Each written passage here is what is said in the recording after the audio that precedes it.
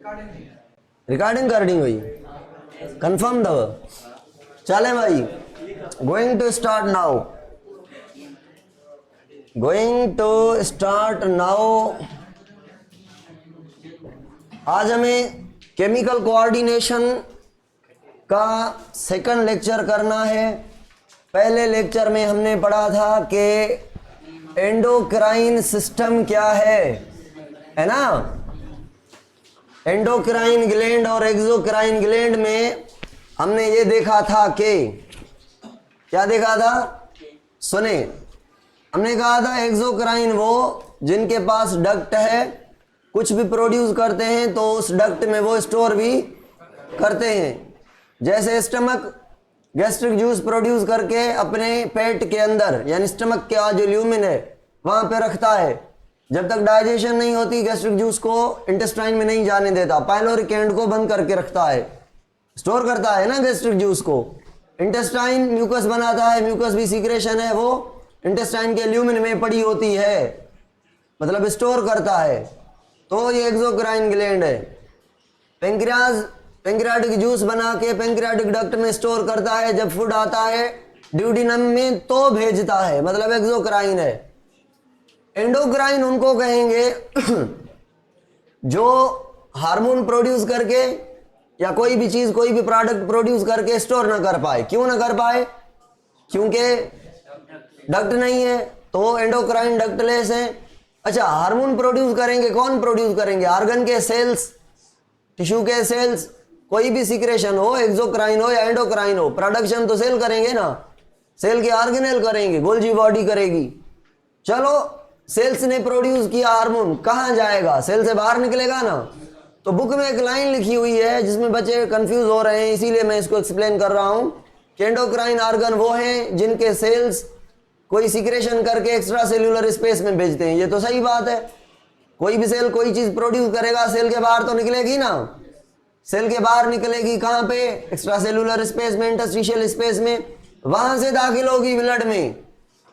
और एक्सोक्राइन कौन से हैं? जो सेल प्रोड्यूस करके एक्स्ट्रा सेल्यूलर स्पेस से किसी डक्ट के थ्रू स्टोर करने वाली मेन डक्ट में जाएगा वो मटेरियल।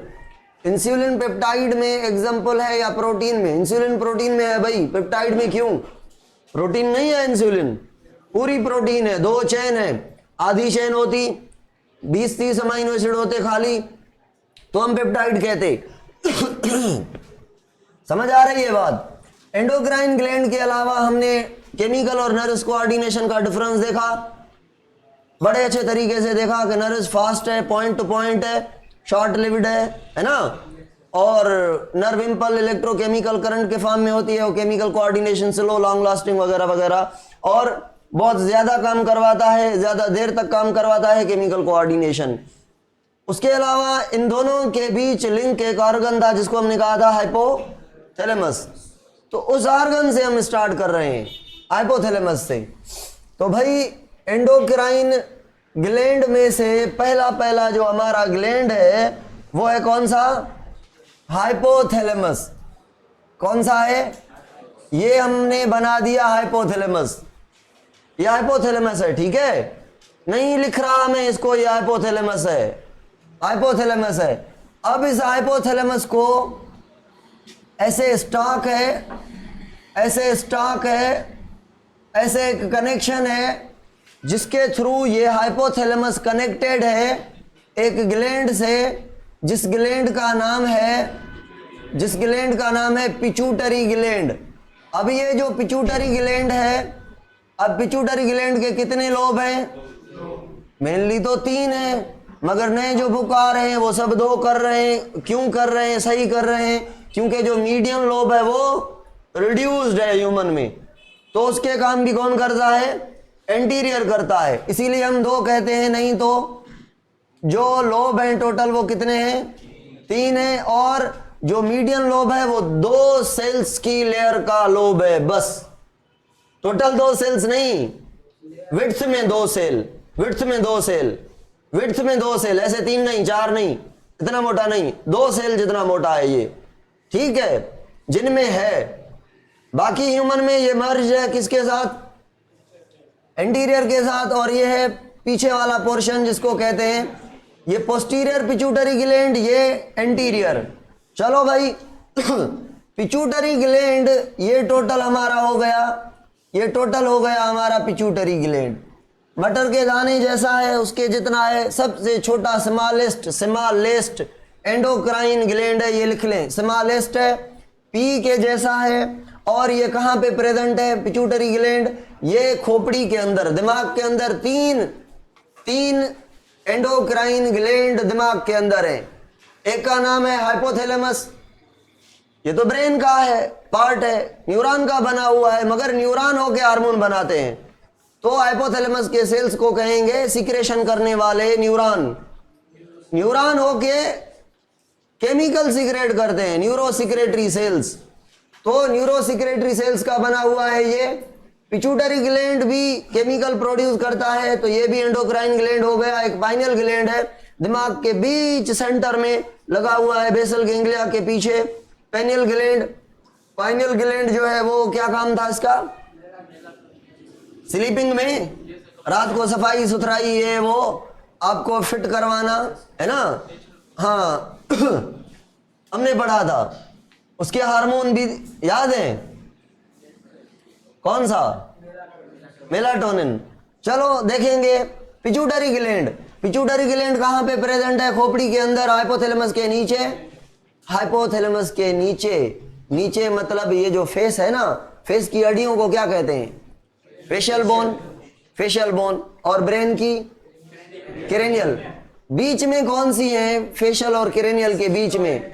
स्फेनॉइड, और स्फेनॉइड के अंदर एक खड्डा है, सेडल टाइप, सेडल समझ रहे हैं, ऐसे ऐसे वी टाइप खड्डा है, इस खड्डे में पिट्यूटरी ग्लैंड है।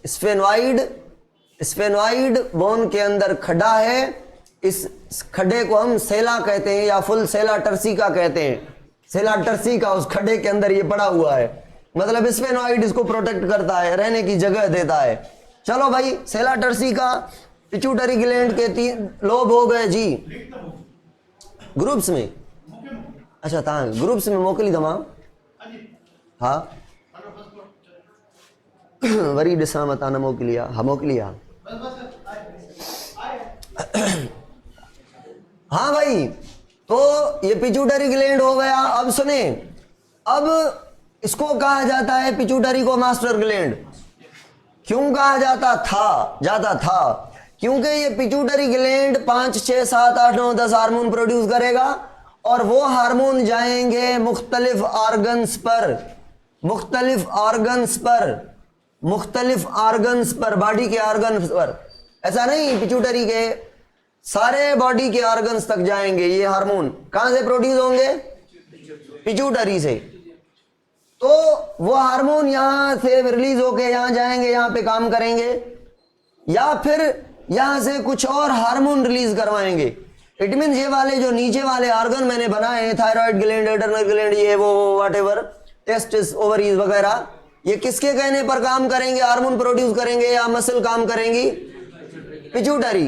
फिर पता चला कि पिट्यूटरी को भी मैसेज ये देता है, तो पिट्यूटरी हार्मोन प्रोड्यूस करता है, तो नीचे वाले ऑर्गन भी काम करते हैं।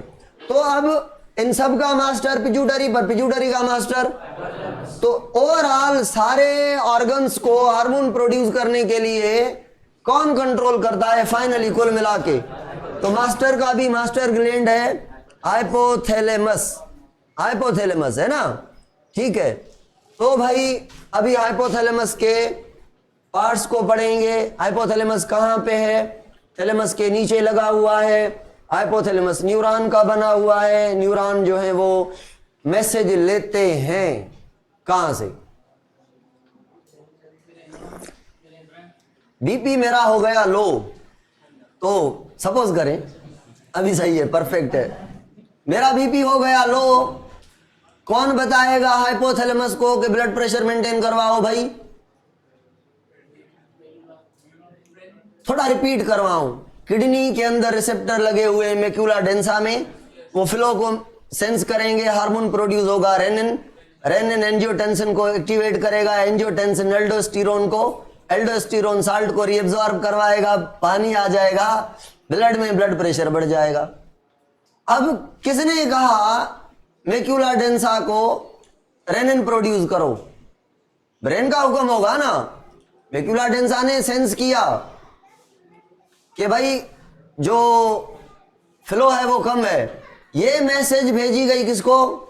ब्रेन के थैलेमस को पहुंची। थैलेमस ने मैसेज को पहचाना। समझ रहे हैं मेरी बात? क्या करता है? इनकमिंग इंफॉर्मेशन को स्क्रीन करता है थैलेमस। थैलेमस ने कहा ये तो ब्लड प्रेशर की मैसेज है, ब्लड प्रेशर मेंटेन करना हाइपोथैलेमस का काम है। तो थैलेमस ने लिम्बिक सिस्टम को ये मैसेज नहीं दी, फ्रंटल लोब को नहीं दी, ओसिपिटल को नहीं दी, पेराइटल को नहीं दी, टेम्पोरल को नहीं दी, किसको दी? हिप्पोकैम्पस को भी नहीं दी, हाइपोथैलेमस को दी। लो भाई ये आपकी मैसेज है, आपको काम करना है। शायद बीपी आप जहां पे कंट्रोल करते हैं वहां पे मसला हुआ है। कहां पे? देखो। तो हाइपोथैलेमस ने मैसेज देखा कि बीपी तो लो हो गया है बंदे का, पर हाइपोथैलेमस ने पिट्यूटरी ग्लैंड के थ्रू उस ऑर्गन को मैसेज दिया। हाइपोथैलेमस ने पिट्यूटरी को कहा, पिट्यूटरी ने उसको कहा, फिर जाके ब्लड प्रेशर मेंटेन हुआ। समझ आ रही है? तो नर्वस और केमिकल के बीच लिंक है। हाइपोथैलेमस मैसेज रिसीव करता है। ये पॉइंट बताने के लिए मैंने ये बात की। हाइपोथैलेमस मैसेज रिसीव करता है न्यूरॉन से, नर्व इंपल्स रिसीव करता है और प्रोड्यूस हार्मोन करता है। तो ट्रांजिशन लिंक है ना between nervous and chemical coordination. भाई थैलेमस से नर्व इंपल्स लेता है ना, इलेक्ट्रिकल इंपल्स लेता है ना, और पिट्यूटरी को हार्मोन देता है।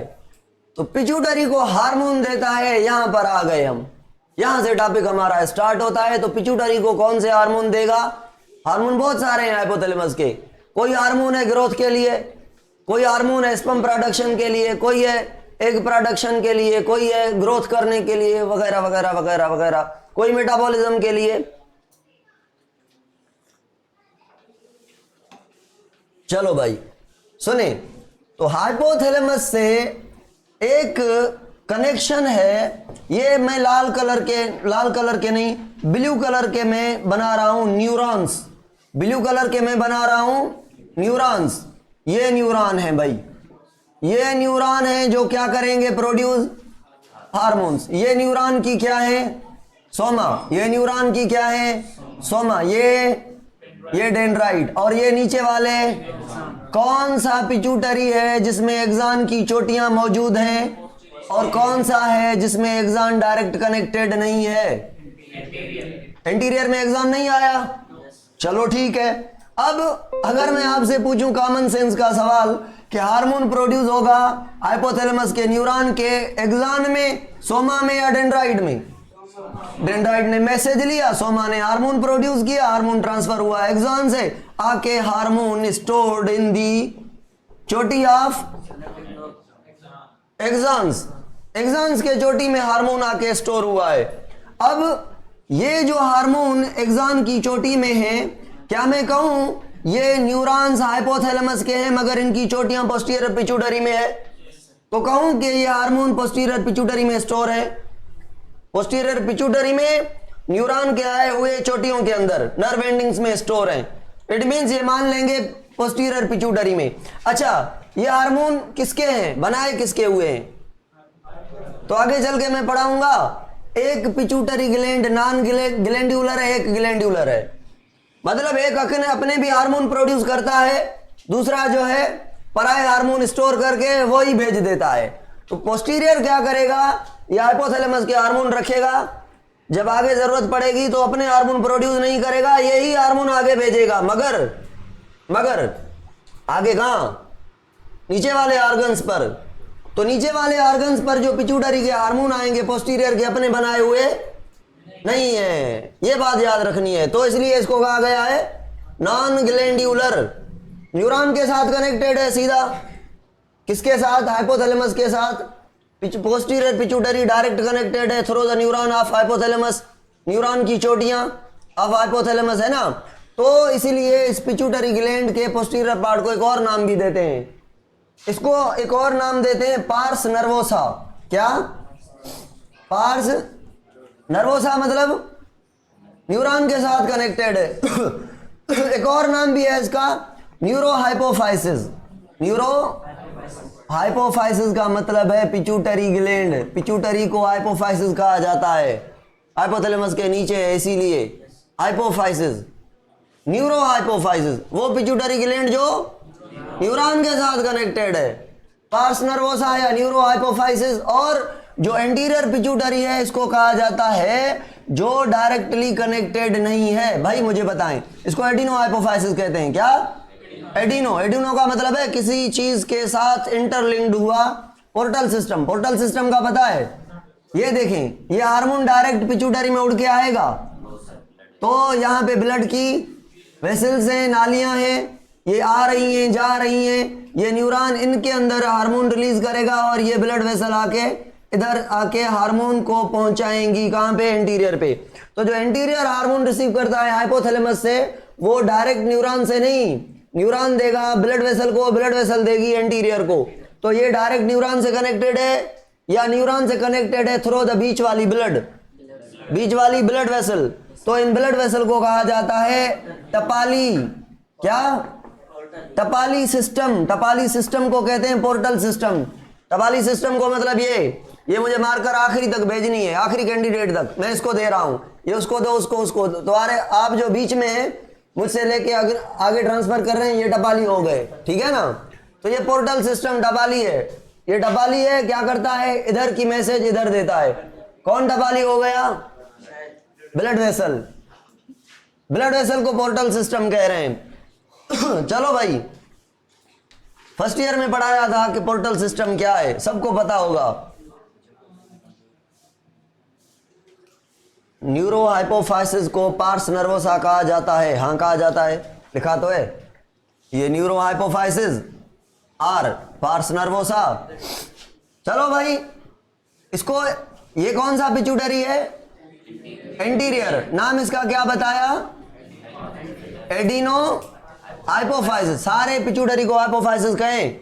हाँ ठीक है, एडिनो हाइपोफाइसिस भी कहते हैं इसको पार्स डिस्टलिसिस भी कहते हैं, पार्स डिस्टलिसिस भी कहते हैं। साइज टोटल कितनी है? पी की जितनी है।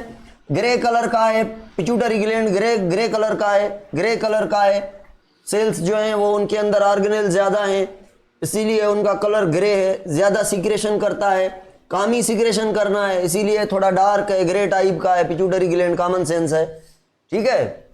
ऑर्गेनेल कम होते, प्रोटीन कम बनती, सिक्रेशन कम होती तो कलर ग्रे नहीं होता, मे बी ट्रांसपेरेंट या वाइट वगैरह कुछ और होता। एंटीरियर लोब को पार्स डिस्टलिसिस डिस्टलिसिस डिस्टलिसिस। चलो भाई, अभी आ गए, कहां पर आ गए? स्क्रीनशॉट ले लें। मैं ये टर्म जो लिखे हैं वो मिटाऊंगा मैं यहां से, ठीक है। टर्म्स हटा लूंगा मैं, बस टर्म्स में हटा लूंगा। ये गया, ये भी गया, नहीं गया, अब गया, ये भी गया। चलो भाई, उड़ा दें पोर्टल सिस्टम को भी, नहीं है इनकी जरूरत अभी। अब देखें, अब पिट्यूटरी ग्लैंड एक हार्मोन प्रोड्यूस करता है। कौन सा पिट्यूटरी को लाइन लगाई? Anterior posterior. उस हार्मोन का नाम है ग्रोथ हार्मोन। कौन प्रोड्यूस करता है? Anterior pituitary. ये ग्रोथ हार्मोन एंटीरियर से निकल के जाता है ग्रोइंग पार्ट्स पर, यानी बोन्स पर और मसल्स पर, जहां पे ग्रोथ होती है। ये दो मेन एरियाज हैं, या जहां पे हीलिंग हो रही है, जहां पे चोट लगी है वहां पे हीलिंग हो रही है, वहां पे ये हार्मोन जाएगा। अब ये छोटे बच्चे में ज्यादा हार्मोन प्रोड्यूस होगा या एडल्ट के अंदर? क्योंकि एडल्ट तो ग्रो कर चुका है, उसमें कम प्रोड्यूस होगा, छोटे बच्चे में ज्यादा होगा। उसके बोन रोज बढ़ते जाते हैं, इलांगेट होते रहते हैं। तो ये हार्मोन बोन्स और मसल पे जाके क्या करवाएगा? ग्रोथ, सेल डिवीजन, है ना। मगर बोन और मसल में तब जाएगा जब पिट्यूटरी से प्रोड्यूस होगा ना। पिट्यूटरी से प्रोड्यूस तब होगा जब, तो जीएच हार्मोन को रिलीज करवाने के लिए ऊपर से बॉस का मैसेज होगा पिट्यूटरी को। किसका मैसेज होगा? हाइपोथैलेमस का। तो ग्रोथ हार्मोन को रिलीज करवाने वाला जो हार्मोन है, growth hormone, releasing hormone, releasing hormone यानी ऐसा हार्मोन जो हाइपोथैलेमस से निकल के यहां पे आए और आकर यहां से हार्मोन को रिलीज करवाए, तो ऐसे हार्मोन्स को कहेंगे रिलीजिंग हार्मोन। तो इसने हार्मोन पिट्यूटरी से रिलीज करवाया या नहीं? करवाया तो ये क्या हो गया, रिलीज हार्मोन। कौन सा हार्मोन रिलीज करवाया, ग्रोथ हार्मोन। चलो भाई ये किसका हार्मोन हो गया, हाइपोथैलेमस का या पिट्यूटरी का, हाइपोथैलेमस का फॉर पिट्यूटरी। कौन से पिट्यूटरी के लिए, एंटीरियर के लिए। एंटीरियर से क्या प्रोड्यूस करवाया, वो कहां पे काम करेगा, मसल पर। हार्मोन होते हैं एक हार्मोन होते हैं पिट्यूटरी से प्रोड्यूस होके आगे जाते हैं। सपोज करें एक हार्मोन का दूसरे का मैं नाम लिख रहा हूं यहां पे, thyroid stimulating hormone, TSH, thyroid stimulating hormone. ये कहां से प्रोड्यूस हुआ, इसको प्रोड्यूस करवाने के लिए भी दूसरा कोई मैसेज होगा, ऐसा कोई दूसरा ये नहीं होगा, कोई और हार्मोन होगा इसके लिए हाइपोथैलेमस से। अदा दरवाजा सही बंद करो। तो TSH जाके कहां पे काम करेगा, थायराइड ग्लैंड से। अब पता है थायराइड पे जाके ये फंक्शन नहीं करवाता, थायराइड से हार्मोन प्रोड्यूस करवाता है, मतलब फंक्शन और आगे है, टारगेट आर्गन और आगे है जहां पे फंक्शन होगा। तो यहां पे इस हार्मोन ने तो बोन पे जाके सीधा काम करवाया ना, और ये हार्मोन यहां पे जाके हार्मोन प्रोड्यूस करवा रहा है। तो ऐसा पिट्यूटरी का हार्मोन जो आगे जाके हार्मोन प्रोड्यूस करवाए उसको कहते हैं ट्रॉपिक हार्मोन या ट्रोपिन हार्मोन। ट्रॉपिक हार्मोन या ट्रोपिन हार्मोन, ट्रॉपिक हार्मोन या ट्रोपिन, जो पिट्यूटरी से रिलीज हुआ है आगे वाले ऑर्गन पे जाके भी हार्मोन रिलीज करवाएगा, ना कि फंक्शन करेगा। हार्मोन रिलीज करवाना भी फंक्शन है मगर एक्चुअल फंक्शन नहीं है, ये एक्चुअली है मेटाबॉलिज्म के लिए। तो थायराइड से मेटाबॉलिज्म करवाया नहीं, थायराइड को कहा गया मेटाबॉलिज्म चलवाओ। इट मींस जो मेटाबॉलिज्म चलाने वाले हार्मोन है वो थायराइड के अंदर है। थायराइड तब प्रोड्यूस करेगा जब पिट्यूटरी कहेगा, पिट्यूटरी क्या कहेगा, TSH भेजेगा। TSH थायराइड को स्टिमुलेट करने वाला अब आया, अब थायराइड हार्मोन प्रोड्यूस करेगा। एक का नाम है T3, दूसरे का नाम है T4, तीसरे का नाम है कैल्सीटोनिन। कैल्सीटोनिन का मेटाबॉलिज्म से खास रोल नहीं है, कम है। ये जो दो हार्मोन है T3 and T4, tri iodothyronine and tetra iodothyronine, इसको थायरोक्सिन भी कहते हैं, हम पढ़ेंगे डिटेल में। इनके अंदर 3 आयोडीन 4 आयोडीन, आयोडीन ना हो तो ये हार्मोन ही नहीं बनेगी। मतलब जैसे अमाइनो एसिड के अलावा प्रोटीन नहीं बनेगी, ऐसे आयोडीन के अलावा ये हार्मोन नहीं बनेंगे। तो TSH आया कहां से, एंटीरियर पिट्यूटरी से। कहां पे आया, तो अगर TSH नहीं आता तो ये हार्मोन प्रोड्यूस होते नहीं, समझ गए हैं आप। अब TSH को कौन कहेगा, कौन कहेगा, हाइपोथैलेमस का कोई हार्मोन के थायराइड को रिलीजिंग हार्मोन चाहिए, थायराइड को रिलीजिंग हार्मोन चाहिए, तो thyrotrophin releasing hormone, thyrotrophin releasing factor भी TRF भी कह सकते हैं। TR रिलीजिंग फैक्टर या रिलीजिंग हार्मोन एक ही बात है। तो भाई दो हमने हाइपोथैलेमस के हार्मोन पढ़े हैं और 2 पिट्यूटरी के। ये इसके कहने पे प्रोड्यूस होता है, और ये अगर TRF प्रोड्यूस ना हो तो TSH प्रोड्यूस नहीं होगा। अगर मेटाबॉलिज्म को कम करना हो तो कौन से हार्मोन को पहले कम किया जाएगा, TSH को या TRH को? TRH कम तो TSH कम, TSH कम तो ये हार्मोन भी कम, ये हार्मोन कम तो मेटाबॉलिज्म कम। सिंपल, स्लो काम। अगर बढ़ाना हो मेटाबॉलिज्म को तो हाइपोथैलेमस जांच लेता है कि भाई जो ब्लड के अंदर ऑक्सीजन की कमी है, जो मेडुला ओब्लांगेटा का काम है, ब्रीदिंग को बढ़ाना है। तो जब ब्रीदिंग बढ़, या कोई एक वर्जिश करते हैं, फियर में, ड्रप में होते हैं, इमरजेंसी में होते हैं, फाइट एंड फ्लाइट मोड में होती है बॉडी, तब बताएं ये हार्मोन कम बनेगा या ज्यादा? मतलब मेटाबॉलिज्म नहीं होगा इमरजेंसी में, मेटाबॉलिज्म नहीं होगा मतलब एनर्जी नहीं बनेगी, एनर्जी नहीं बनेगी मतलब ज्यादा बनेगा, ऐसा कहना चाहिए।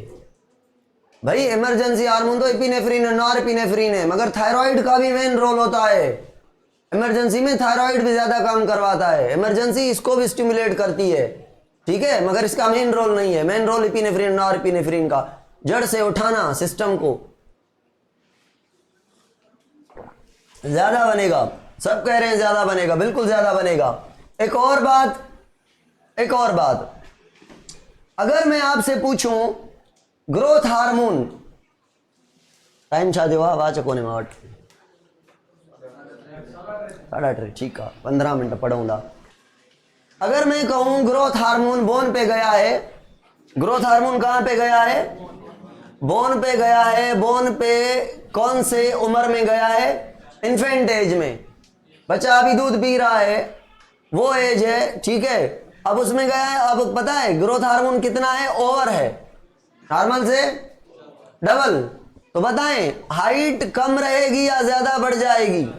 बढ़ जाएगी। तो आदमी का जो कद है वो ओवर हो जाएगा, इसे कहेंगे जिजांटिज्म। जियांट स्ट्रक्चर, बड़ी स्ट्रक्चर को कहते हैं ना, तो इसकी हाइट बढ़ जाएगी, जिजांटिज्म।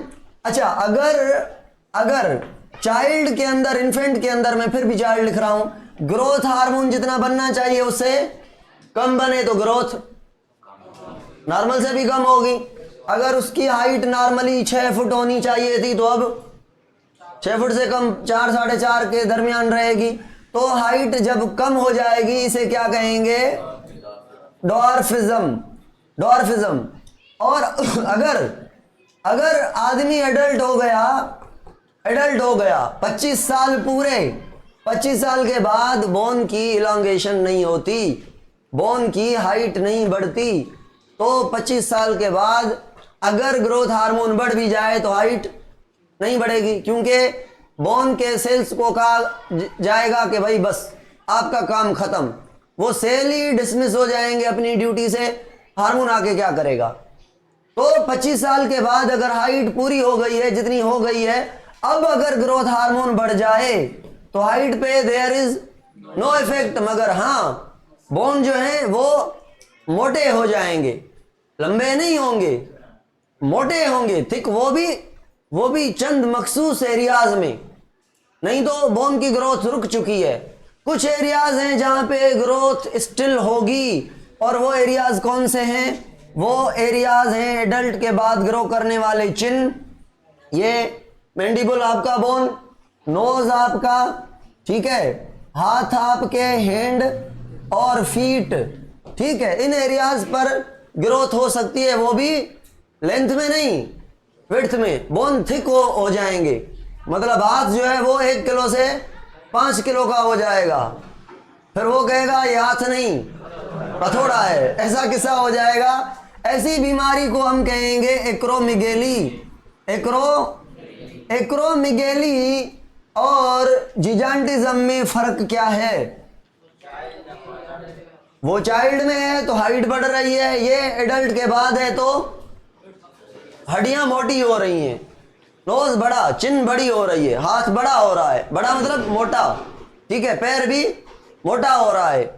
हाँ, लेक्चर रिकॉर्ड हो रहा है। चलो भाई वापस चलते हैं। ग्रोथ हार्मोन को छोड़ दिया हमने, ग्रोथ हार्मोन के बाद आ जाते हैं हम ग्रोथ हार्मोन को ग्लूकागॉन और इंसुलिन में कौन हेल्प करता है? ग्रोथ हार्मोन की कौन हेल्प करता है ग्लूकागॉन और इंसुलिन में, और कौन दुश्मन है ग्रोथ हार्मोन का? पेंक्रियाज का कौन सा हार्मोन है, अगर उसकी प्रोडक्शन हो जाए तो ग्रोथ हार्मोन है गॉन, उसका काम जाया। इंसुलिन आ जाए तो शुगर ले लेगा ना ब्लड से, शुगर ही नहीं बचेगी, ग्रोथ हार्मोन कहेगा ये क्या भाई, हमारा प्लान था ग्रो करने का, ग्रो करने के लिए एनर्जी चाहिए, एनर्जी के लिए ग्लूकोज चाहिए, सारा ग्लूकोज छुपा दिया आपने, समझ आ रही है ना? तो इंसुलिन दुश्मन है किसका? ग्रोथ हार्मोन का। और ग्लूकागॉन ग्रोथ हार्मोन को कहता है, ग्लूकागॉन ग्रोथ हार्मोन, दोनों जी से भाई भाई हैं। ग्लूकागॉन कहता है तुम काम करो, मैं कहीं से भी लाके ग्लूकोज दूंगा, ऐसा ही कहता है ना, ग्लूकागॉन ऐसा ही कहता है। ये दोनों भाई भाई हैं। ये पूछ सकता है सवाल, इसीलिए बता रहा हूं। हार्मोन नंबर तीसरा। अब एक और आर्गन की बात करें, ये हो गया ग्रोथ, ये हो गया थायराइड। एडर्नल ग्लैंड से हार्मोन प्रोड्यूस होता है। ये वाला नाम क्या है?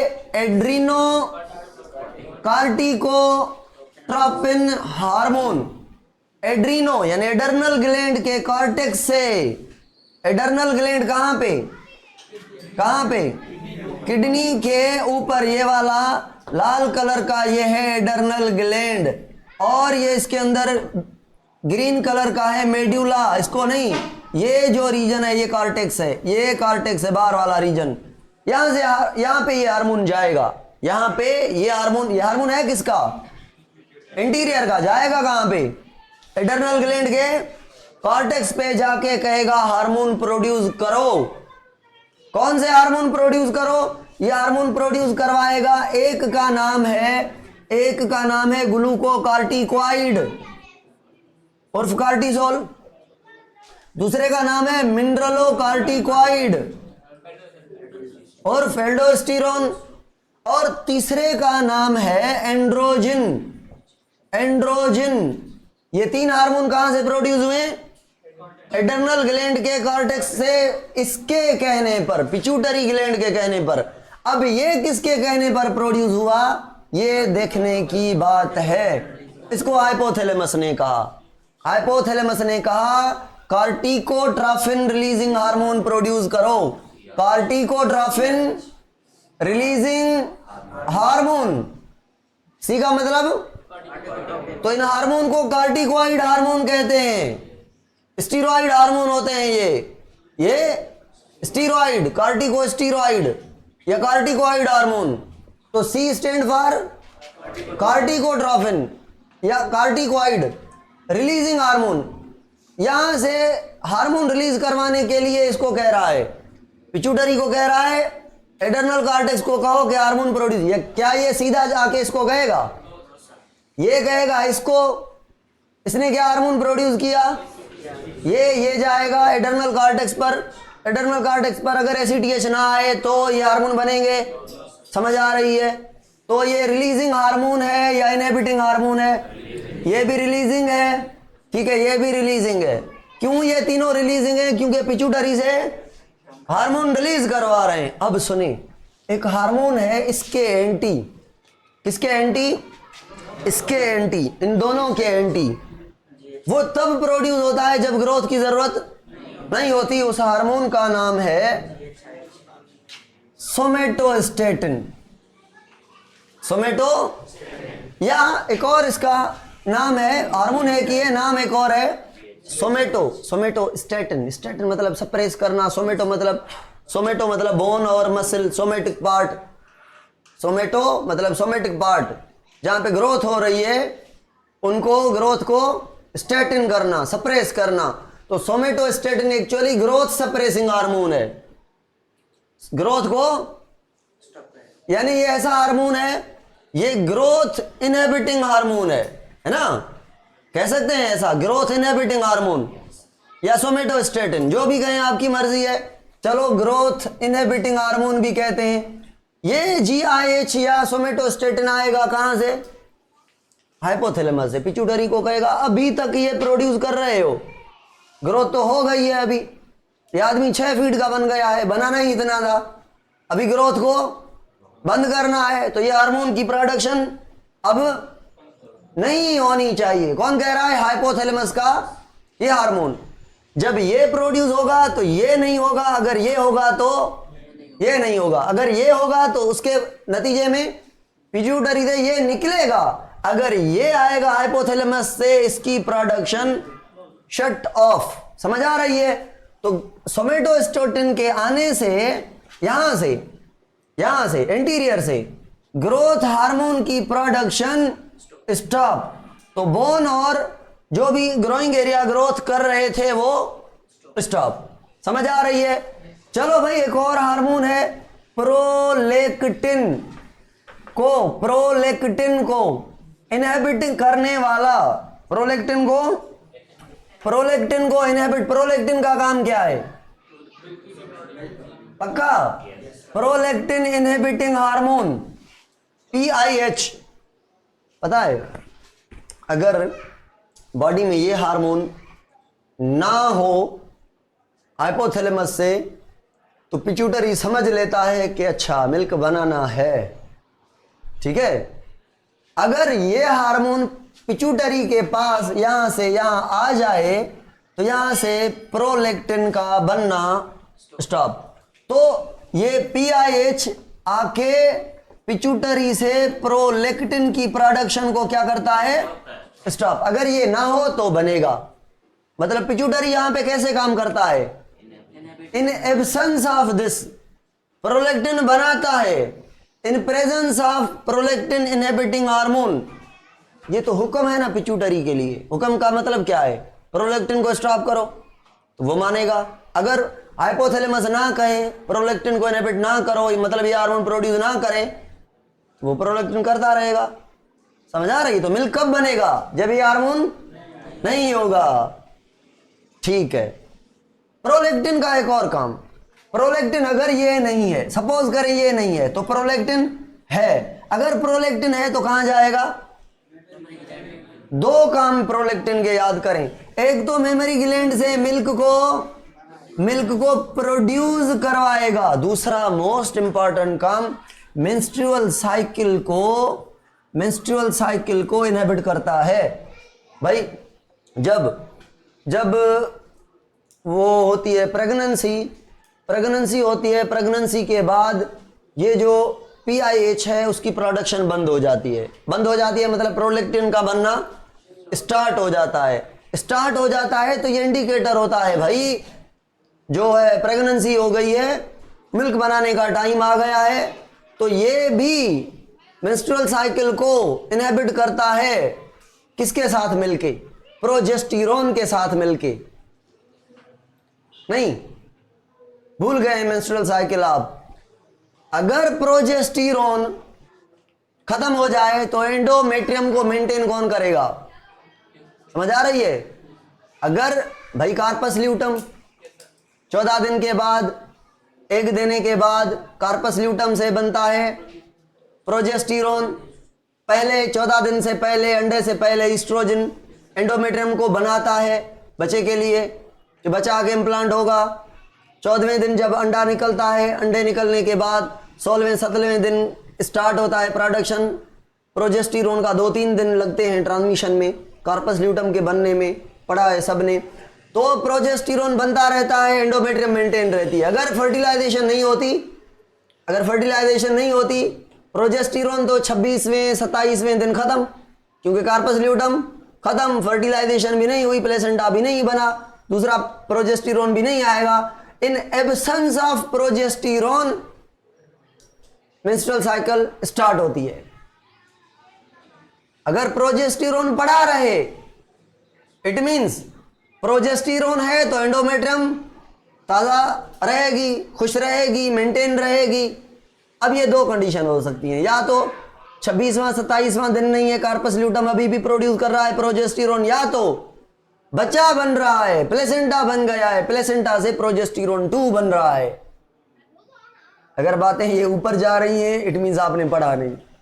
मैं बिल्कुल बुक की लाइनें बता रहा हूं, बिल्कुल एग्जैक्टली समझ आ रही है ना सबको?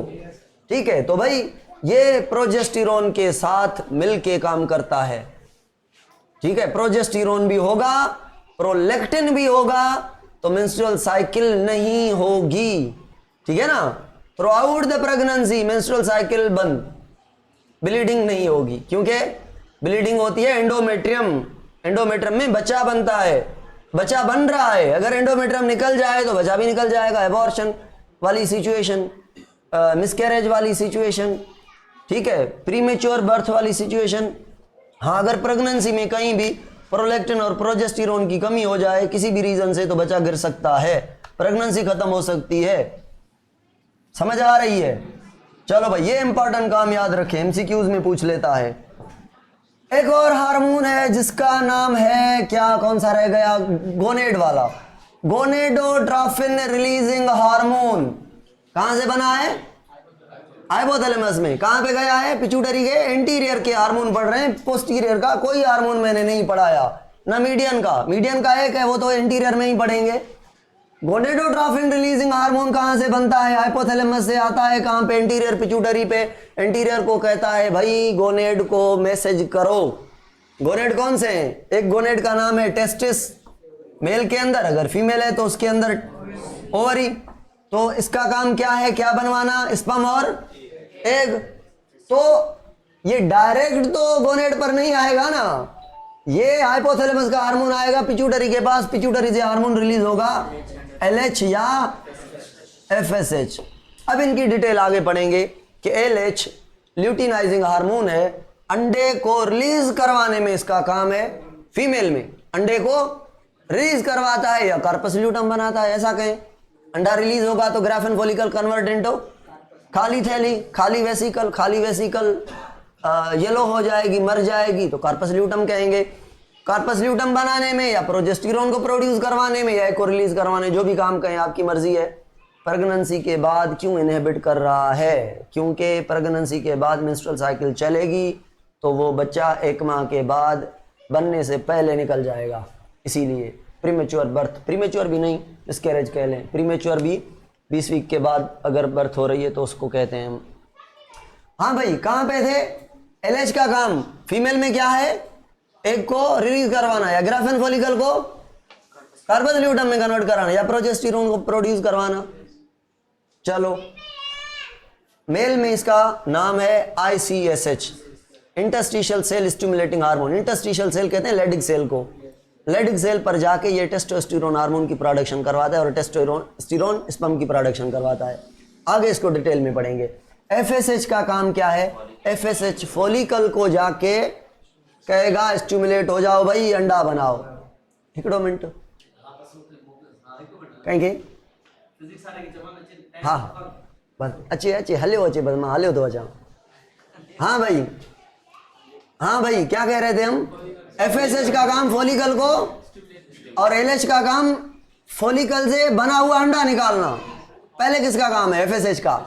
समझ आ रहा है? अंडा बनाएगा FSH, निकलवाएगा LH। मेल के अंदर स्पर्म को प्रोड्यूस किसने करवाया? टेस्टोस्टेरोन, मतलब लेडिक, लेडिक मतलब LH।